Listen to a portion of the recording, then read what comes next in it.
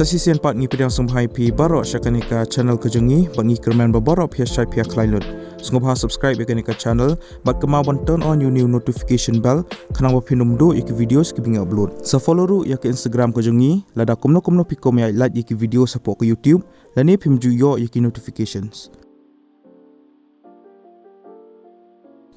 Yakani ke post lapalai dekat Meghalaya Basin Management Agency lani ke MBMA mentau benai arajar apply. Kakatang juga ni ke post kedai program associate data analysis and processing. Yakani ke post kin sepenong ya ka walk in interview haka absen terik benai Julai arajar apply.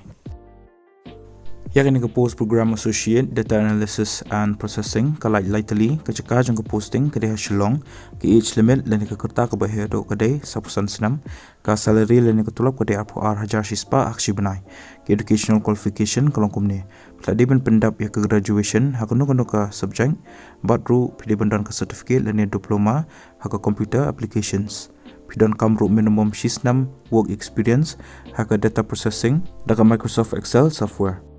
Pidon kamru ikini skills, good written and verbal communication, strong time management skills but multitasking skills, maka strong interpersonal skills.